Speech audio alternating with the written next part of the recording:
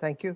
Hello, everybody. Welcome back again to this Friday event that has been capturing the hearts of millions of people across the world. We continue to hope and pray for your health and well being. And the episode 4 of Tune Into the Hearts is live and unplugged again for you. Amongst all the professional and industry stalwarts who join us, there's a special welcome to about 6,000 participants from 50 countries in a virtual event which we are calling Youth 2.0.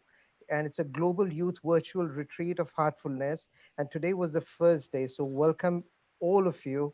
Your energy will add further fuel to this particular event. And now, a brief introduction, as always, of the maestros with us. Dr. Ichak Adizes is a world-renowned management consultant, best-selling author, and founder of the Adizes Institute for Organizational Transformation, based in Santa Barbara in California. And along with him is his guide, Mr. Kamlesh Patel, lovingly also called Daaji, himself a successful entrepreneur and president and guide of Heartfulness Institute worldwide, who teaches and guides millions of heartfulness practitioners in 160 countries. One highlight of these conversations, Tune Into Your Heart, is that in this age, machines have rapidly taken over the mind functions, how the significance of the heart and how heart-based solutions are critical to foster integration more than ever now. The episodes remain available on the Heartfulness and Adizes YouTube and Facebook channels for your repeat viewing, and details will be provided at the end of the episode. And as you view the program, please feel free to post comments or questions that Dr. Adizes and Daji can take up now or in subsequent sessions. We now set the ball rolling to take a dip in some profound insights delivered with utter simplicity to manage business, family, and oneself better under any circumstances. So over to you, sirs, to explore the theme of this week. Can spirituality drive profit and success? Over to you, sirs. Thank you, Harpreet. Tajia suggested that I start because profit and loss is supposedly my responsibility, as a businessman. There is a story about a guy going down the street in the middle of the night and he meets his friend under a street lamp looking for something. He says, "What are you looking for?" "I'm looking for my keys." "What did you lose them?" "At the end of the street." "So why are you looking here?" "Because the light is here." Very often we make this mistake. We focus on what we can measure, what we can identify, although the real thing is somewhere else. But we don't go there because it's too dark. We don't know what it is. That applies to the idea of profit and loss and spirituality. Let me explain why. The whole School of Economics, led by Chicago School of Economics, Milton Friedman, is that the purpose of the organization, of a business organization, is to provide return on investment of the owners. I mean, why did the owner start a company? In order to make profits, in order to get some return on his investment, right? Makes total sense. Should not mistake. That's where the light is. But that's not the keys are. Why? If you focus on profits and you forget your customers, what's going to eventually happen? You will have a loss. Because at the end of the day, the organization exists to satisfy the needs of the clients, of the customers. If the customers don't want to come to you to buy your product, how are you going to make profits? Which means profit is an output of doing good business. You should focus on how do you satisfy the clients. And if you satisfy the clients that buy your product, buy your services, and you do it efficiently, you will have profits. Profit is like happiness, like health. If you focus only on happiness, I must be happy, I must be happy, you can be quite frustrated person. If I must be healthy, you're a hypochondriac. You have to ask yourself the question, what makes me happy? What makes me healthy? What makes me profit? The focus is on satisfying client needs. Now we come to spirituality. How do you satisfy client needs? One way is to exploit their needs. You don't really care for them. You manipulate their needs with advertising, with promotion, and they poor guys buy. Like we feed them with toxic food, we give them products they really don't need, but we make money. That is making profits without a heart. That is not going to work in the future. That time is over, guys. I'm telling that to all the businessmen around the world I'm lecturing to. We are in a transition now, and the corona has proven that more than ever. This is really the final push for us to realize. As a humanity develops, first it started with the muscle. The strongest man with the best hunter, the world most land, was the leader. Then industrial revolution, the guy with the brain, organize it, systematize it, supply chain, inventory. And today it's all brain, information systems, where the information is a king. That is on its way out because artificial intelligence, quantum computers, all of these new technologies are going to be better than our single brain. So the future is in the heart. Who is going to satisfy the clients with a heart? That's when the spirituality comes into the game. It's going to make profits. So spirituality is not undermining profits. It's a condition to making profits in the long run, sustainably. Because you develop what? A trust of your customer that you really care for them. They will come back. They will come back. Give an example between two different car repair places. You go to one and it says you need this and you need this and you need this and you need this and you need this, and you're getting scared. Oh my God, the guy is taking me for a trip. The next garage, the guy says you need this and this and this and this. However, this can wait. It's not so important. This can wait. It's not so important, but this is important. Whom do you trust? The second guy, because he's taking care of you. Your interests are his interest. It's not my interest against your interest, our interest. I want to serve you the best I can, not to lose money, to serve the best I can. What's going to happen? The guy is going to come back. That's called loyalty. That's called trust. The future of making profit sustainably is with companies that work with the heart, that develop trust in their customers. And then the profit are going to reward the stockholders. If you focus only on the stockholders and you forget the client, it's very short term. The life is going to be very, very short term of your company. Daaji. I love that. Very well presented. The garage story is very familiar to all of us.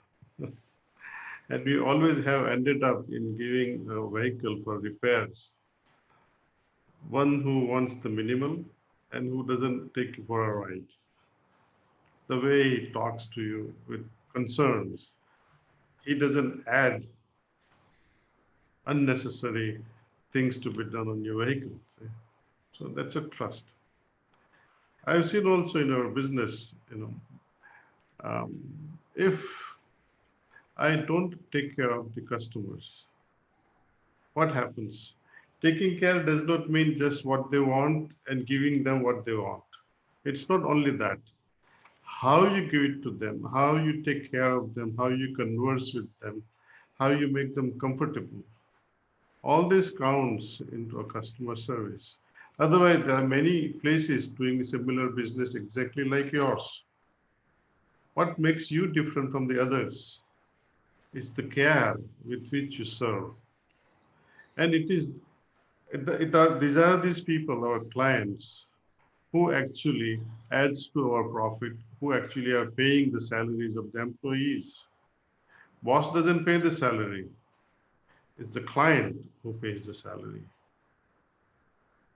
Okay, now there is an anonymous question. I would start with that, which says spirituality, spirituality says, be detached from the world.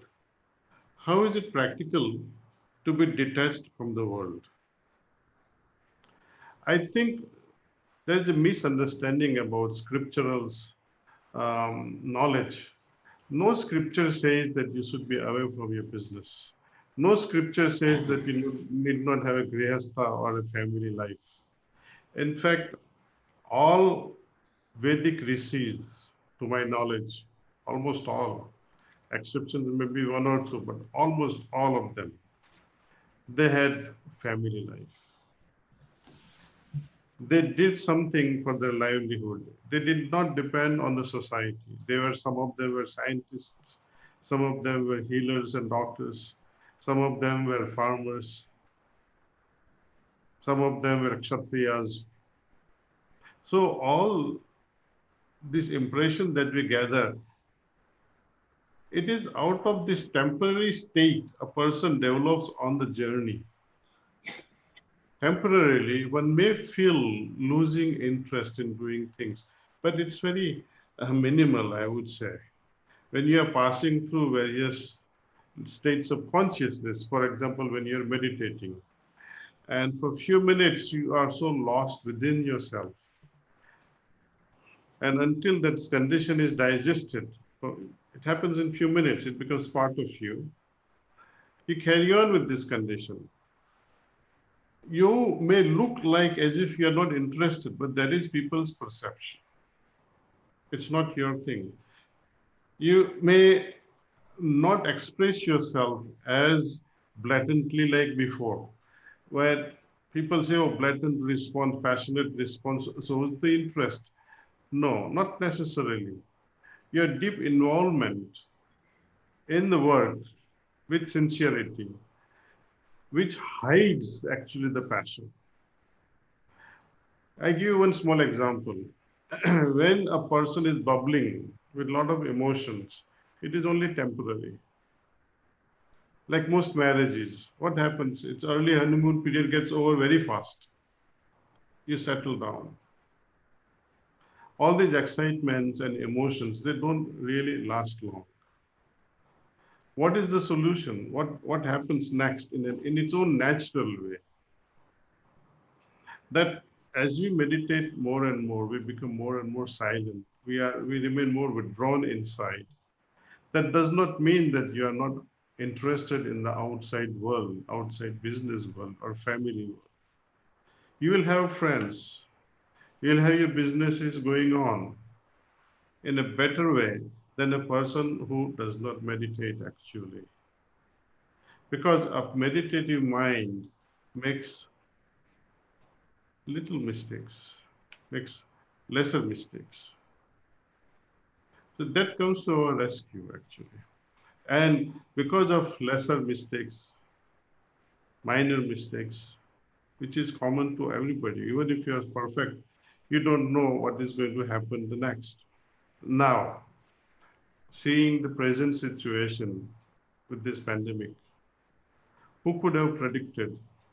No one could have predicted. You may have been a great businessman, yet such things, when they attack you from nowhere, it surprises you and you are least prepared about the whole thing, which you cannot avoid anyway. We cannot change those circumstances.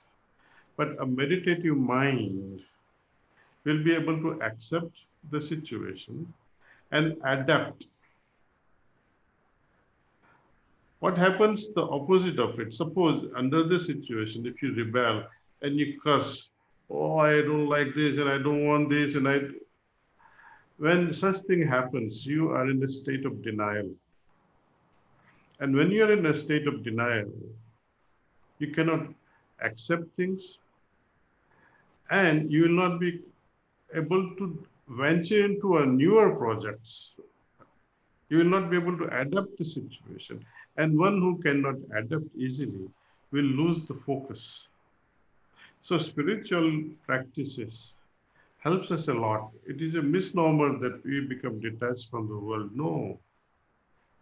In fact, all these sages from the past, when we reflect on their lives, they have multiple children. Even my guru, Babuji Maharaj Ramchandra, he had 9 children. His guru had 8 or 9 children.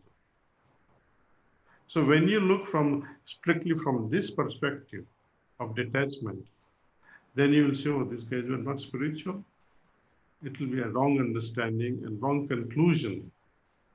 They were highly, highly spiritual. Then the question arises, what about brahmacharya? It's absurdity actually. Brahmacharya is an absurd concept saying that you will remain celibate all your life. No.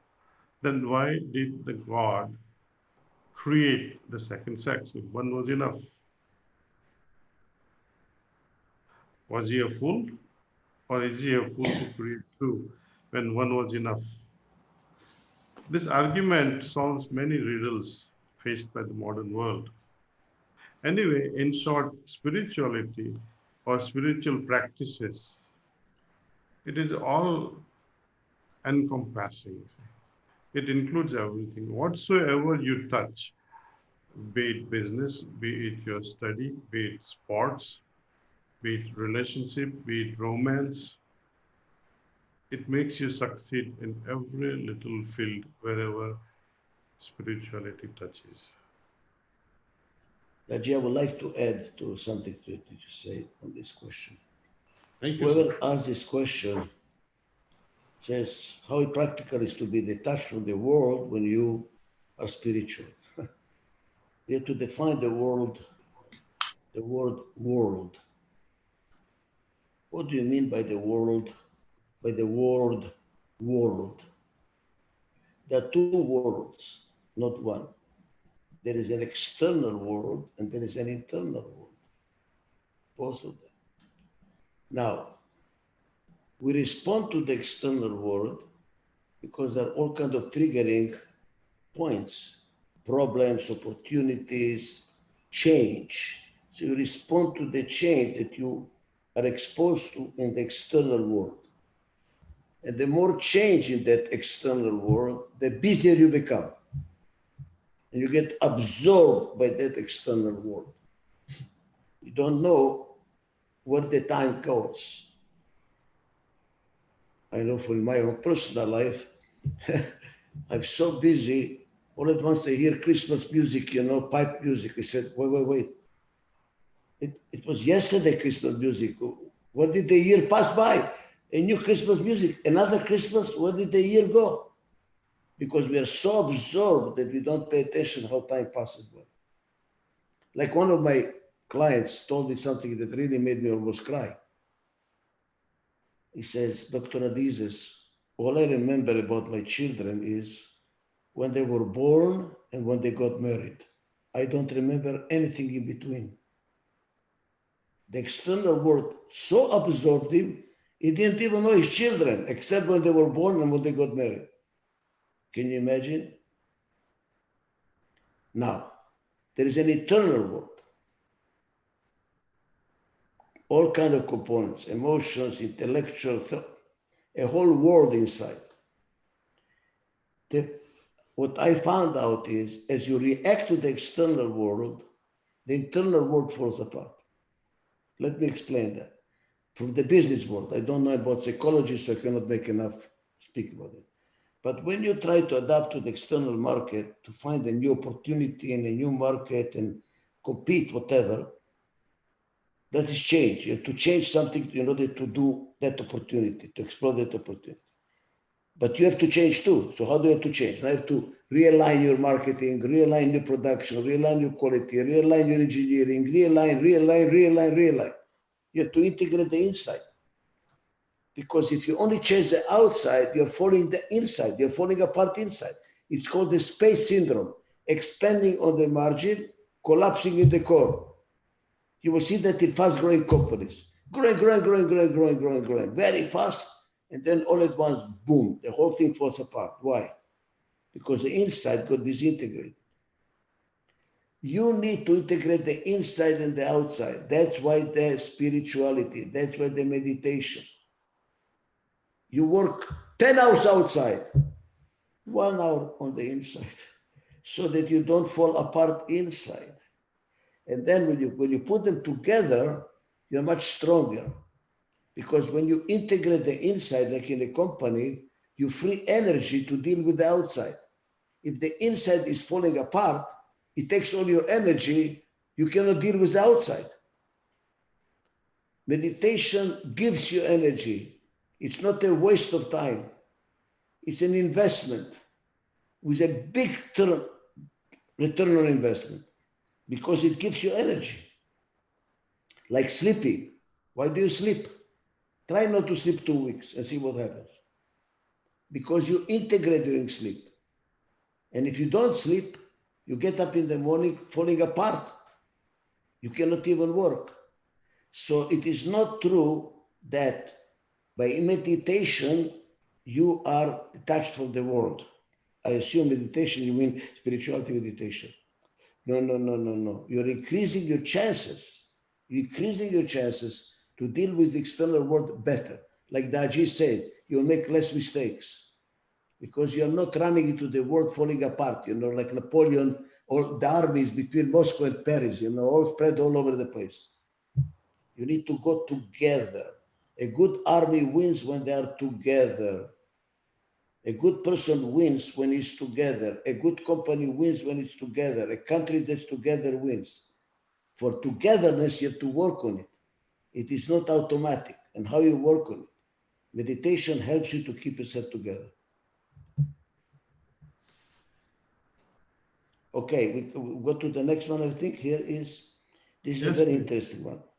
Is how do you change the mindset of an entrepreneur mindset who is only thinking about profitability and business, especially in the present situation? Well, I would like to react to that and tell me what you think, Daaji. I have a lot of clients of mine who think only about profitability. Yeah, they do. They chase the money.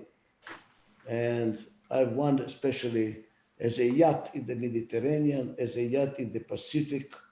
He doesn't even remember how many houses he has. So I told him, if you make another $1 billion, how will your life change? He says, not at all. I mean, I don't know what to do with another $1 billion. So why are you chasing more money? He says, well, it's like a mountain, because there is another mountain to climb.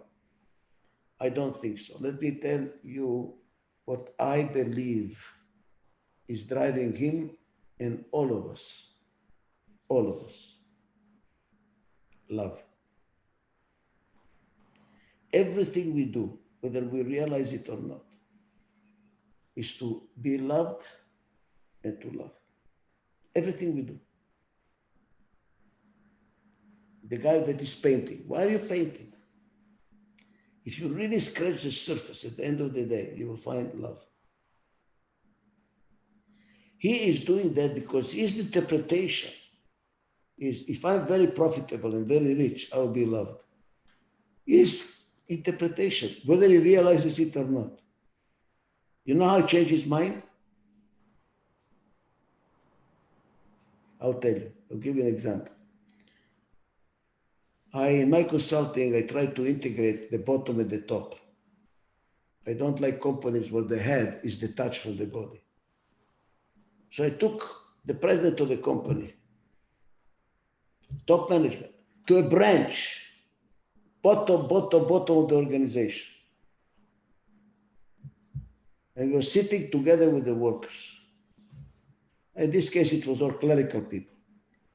And I mixed them with the workers. So you have a management, top management, and a clerk, top management and a clerk. The president was sitting next to a very overweight Afro-American lady. Then I did an exercise. Said, number one, number two. So number one, tell to number two what you love about your job, what you hate about your job. And the same thing, tune up to number one. So the president has to tell to the clerk what he loves about his job, what he hates about his job. And she has to tell him the same thing. You know what I was doing? Opening the heart. Opening the heart. Don't talk about business. What do you love? What do you hate? You know? Then, okay. Flying back to Atlanta, the company was headquartered in Atlanta. I was sitting next to the president, and he started drinking too much. He was drinking a lot, and I see he was emotional, almost crying. And this is a guy who was chasing money like crazy. Money, money, money. But he was emotional. So I said, Jeff, I mean, what's going on? He says, you bastard, you don't know what you did to me. I said, what did they do to you? He put me next to this clerk, and she told me what she hates about her job. What does she hate? She hates, she's overweight, big woman, getting on her knees to open a file and pull the files from the file cabinet on her knees all the time. She hates it so much. So why are you so emotional? I started as a file clerk, and I swear to God, if I ever become a president, I would change that. I forgot. I forgot the pain that people have on their life. You know what? The hell with the profits. When you change that lady's work conditions, the smile on her face, the thankfulness on her face, that is the biggest reward you can get. Take this over profitably oriented executive, take him to a place, open his heart, and you will see him cry. I'm telling you now, I've seen them actually physically cry when they treat other people that need them. Do something that somebody needs you.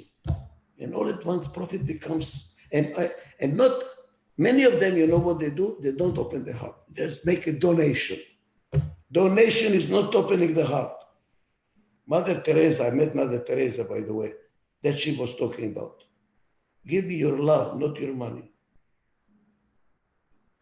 This is a bribe when they do a donation. I get $10 million donation. Now what? You didn't open your heart. Take them to a place where they really feel the people. And when they feel the people, because the heart is feeling, right? Oh my God. They change their orientation. They change their orientation. Profitability is because they look for love. If you can give them love differently, profitability will not be so important. I love that. I'd like to share a real life episode. This goes back to early 90s in my pharmacy days where I was doing business there in New York. One of the key person, the manager of the store, developed a bad habit, and because of that, he ran into debts. So what happened as a result? He used to start stealing merchandise from the very pharmacy he was working, our pharmacy. One day he was caught. So what did I do? That day I was in a great spirit. I had a very good meditation. I was so absorbed, and there was love flowing all through me. I became love personified, and something magical happened. Maybe because I was supposed to encounter such an, I would say, episode that perhaps prepared me. Had I been in a different state of mind, I would have perhaps punished him or got him arrested. But instead, the heart spoke differently to me. My heart said, talk to him. Why did he do that? So he opened up and he said, I had to do this because I needed some money. I said, why didn't you ask me? He said, I felt ashamed for what I was doing. I said, look, this is your amount of debt. I'll give it to you.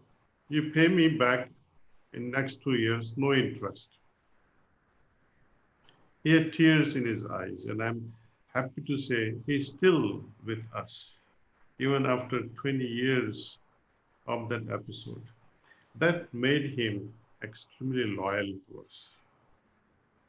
If you can fulfill the need of our associates, if you can remain generous, if we can be empathetic with our employees, especially because come to think of it, how many hours do we spend with open eyes, with full awareness?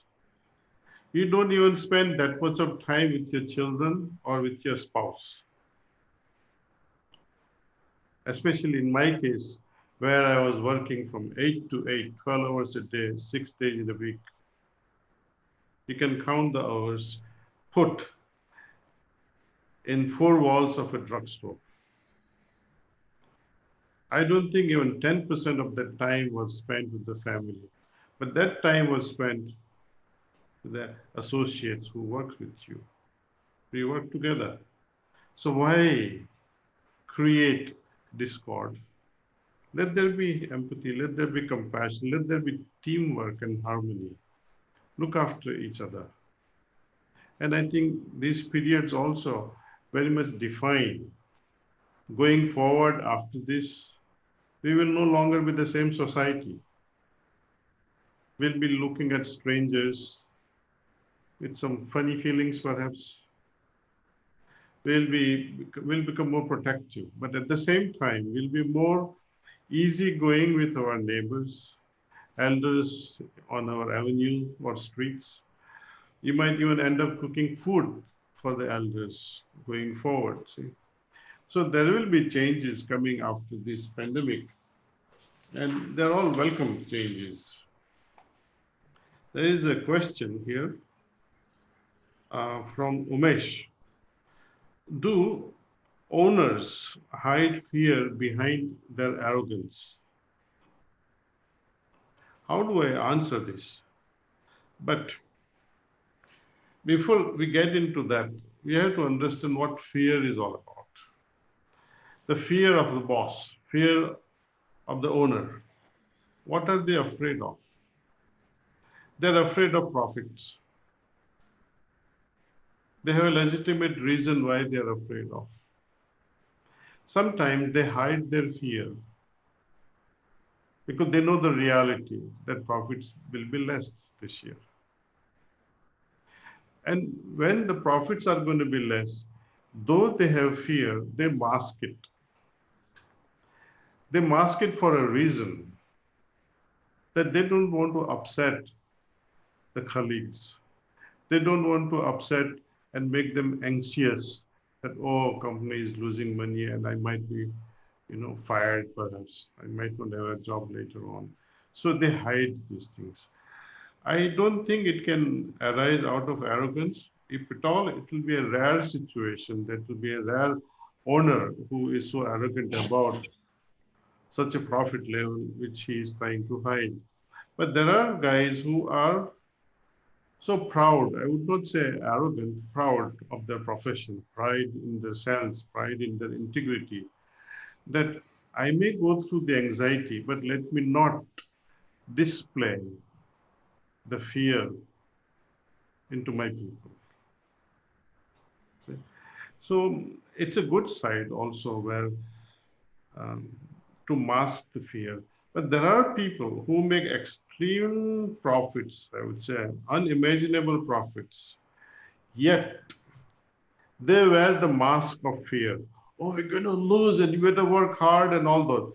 Those are arrogant people. Those are conniving. Those are who would like to take advantage of every little thing. Though there is a great profit that's going to happen, but they wear the mask of fear. But this easily, these symptoms, you can easily pick up. If you are really so careful about understanding the fear of your boss, I think you're a great gentleman that you're at least concerned about the fear that your boss is going through. But please, only on exceptional basis, arrogance hides the fear. Most of the time, it is the pride, it is the care, and it is like this, Umesh, that when you have some problems going on in the business world, would you share that with your family?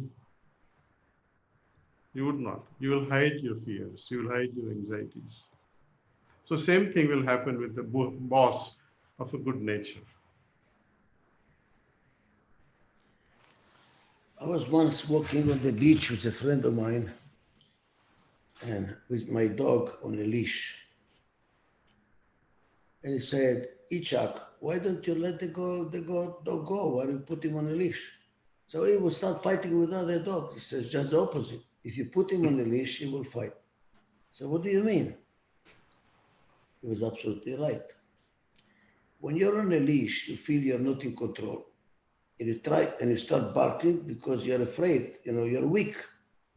When you're not on a leash, they go and smell each other immediately and they play with each other. They're not fighting, they're not barking. Which dog bites the most?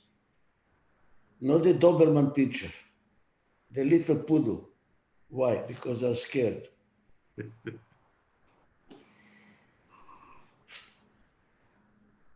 Anger, arrogance are coming from fear.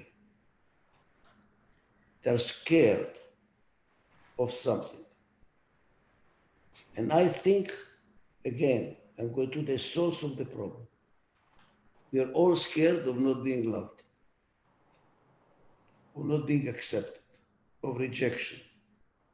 So I'm arrogant because if you disagree with me, oh my God, you're rejecting me. So don't you dare to reject me. What is that? Fear. Anger. I'm already finding out something very interesting. Anytime you're angry, I say, what are you scared of? I'm scared that I'm going to lose control. I'm scared that they don't understand me. I'm scared that that you're scared of something. So if you remove the fear, there is no need to be angry. You will not be angry. You'll be a Doberman Pinscher. He just looks at you, He doesn't have to bark. The people that are arrogant, they look like they're strong and big, and I am, they are weak. Inside, they are weak. The worst you can do with an arrogant and angry person is to be angry with them or to try to prove them that the arrogance is right, the wrong, Because the more you push, the more angry, the more scared they are.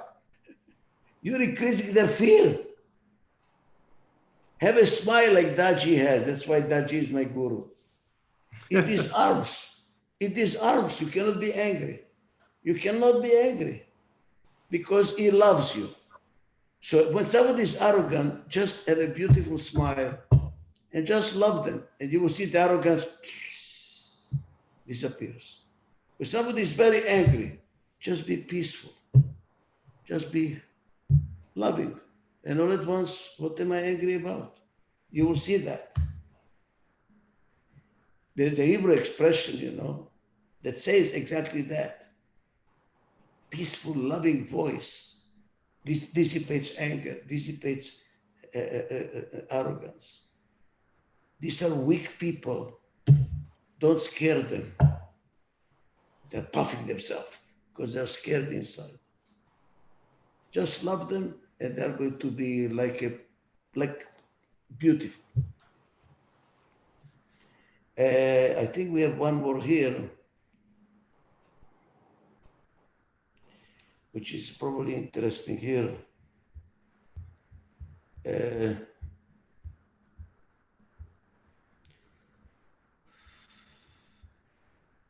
This is the same question of Prasun. How to control and change the mindset of entrepreneurs? I say this again. What is behind it? Don't scare them. Don't scare them. What scares them, they easily get scared. You'll see some of these people are the one who don't let you talk. In the middle of the sentence, they interrupt you. How come they're interrupting you? They don't let you talk. Because they're scared you're not going to hear them. They're scared you're not going to understand them. They're scared you're going to reject them. They're weak people. Calm down. So please let me finish what I say. Just for your consideration. I'm not saying it has to be. I'm just thinking aloud. Would you please allow me to think aloud? You see what you're doing? Disarm them. Don't go like this. And that's how you're going to communicate much better. There's a question that arrived just recently How do you handle with a person that's not centered and you lose them? Don't join them. Don't get that you lose yourself now with them.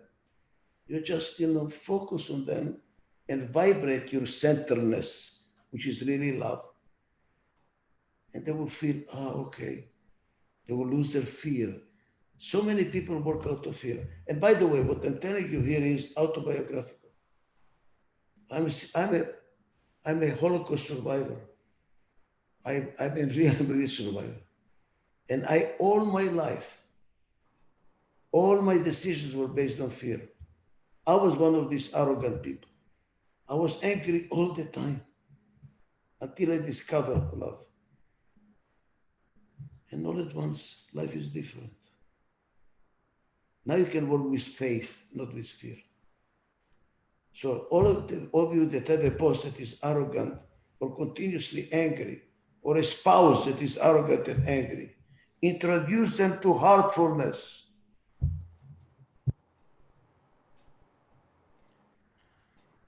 Bring them love. Open their heart, and they will change. It's entrepreneurs and the associates who looks after this entrepreneurship. The purpose of entrepreneuring is profit, money. Nothing wrong with it. It is natural. The goal is to make profit for the organization. Can they go against it? No. If they go against it, enterprise is closed. And where will you be? So don't blame the entrepreneurs. Think about what I can do. I can tell you from the perspective of an entrepreneur. When you have thousands of employees working with you, zoom it down to, let us say, 100 persons or 10 persons who are working with tremendous loyalty. They will work even before you speak your ideas. They already have grasped your ideas. Such individuals are invaluable. They are priceless. They are an asset to an organization. Would you fire such a person even if you are going in loss? I don't think so. A person who resonates with our ideas, person who works so hard in a sincere way, gives it all 100% or more. No entrepreneur will dare to get rid of such a person. No one would have courage to. Even if you disagree with the boss, he knows your value, you are indispensable. How I, as an employee of this great enterprise, can become indispensable?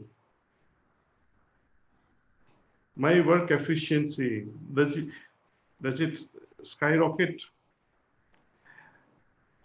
Do I have different ideas that I can venture into and make this company even more prestigious? Do I have tremendous interest in the welfare of this organization? Then yes, no one can fire you. If you say, I want a 3 months vacation, your boss will say, go ahead and take it because you are indispensable. So key is become indispensable. However you can be, by increasing your efficiency, by increasing your ability to perform, bringing in new ideas, new ventures, and above all, loyalty. So I think you can add more value to this statement, sir. Sure, yeah. You are not in a vacuum when you work for a company, even if you are the owner. Nobody is in a vacuum. Nobody is in a solitude, like in a prison. You are interdependent, which means somebody needs you. The way to become powerful in a company is to serve others so well they totally trust you and depend on you and love you because you help them so much. I call it your managerial bank account. How many people trust you and depend on you trustingly to satisfy their needs inside the company, because somebody needs you inside the company and outside of the company. The more you serve others well, the more powerful you are. They will cover you at night to be sure you don't catch a cold because you are so good. You're indispensable by serving others. The guys that are they think they're powerful is they monopolize information, keep everything to their chest, don't do anything for anybody else because God forbid if I do something, then I'm losing power. They're the weak ones. They're the ones that are going to be fired tomorrow. By them protecting themselves not to be fired, they're fired. And the guy who's not afraid, I'm available. I help everybody. And if they fire me, I'll find another job, because the stupid management is stupid. But I'm doing my job. I'm serving my colleagues. I'm serving the organization to the best of my capability. That's the guy. Thank That's a you. powerful guy. Thank you. Okay. Harpreet, are you going to announce what's going to happen from now on? Because supposedly this is the last session. No, absolutely, I will, Dr. Adizes. Once again, viewers, please hold on for a couple of more minutes. We've got some incredible announcements to make and something that delights us, and I'm sure will delight you. So thank you. Thank you very much, Daaji. Thank you very much, Dr. Adizes. Yet another lovely compendium of nuggets of great practices that one can utilize in their business. Viewers, the grand announcement or the great announcement is that the, we've hit million plus views on the first two episodes, and we are probably heading for the third episode also there, and the fourth one is out now. So this series is going to continue every Friday. And both these gentlemen, Daaji as well as Dr. Adizes, will be on each Friday, same time on the same link. And the theme going forward is managing with a heart. Whether you manage a business, whether you manage a family, whether you manage yourself. And they could be exploring passages from books and a lot more. So don't forget to join in and keep joining in. And do please share your comments and questions as you go along. Further, all the viewers, please also, I would like to make announcements of the various other offerings that are going on. And right now, as I said, once again, welcome to the youth members, the 6,000 plus that attended the sessions today. And hopefully we are going to do cross the 5-figure mark tomorrow, the weekend. And this is a virtual, probably one of the largest virtual programs for youth between 15 to 29 years that's going on. And in case you've not registered and you fall in that age bracket of 15 to 29-year-old, please do look up this event. And there's a Facebook group and you can log in there and join in. Further on, all the information, all heartfulness practitioners and heartfulness meditators or who are attracted to this are warmly, cordially, lovingly invited to celebrate the grand virtual, let's call it it's a huge celebration of Babaji Maharaj's 121st birth anniversary.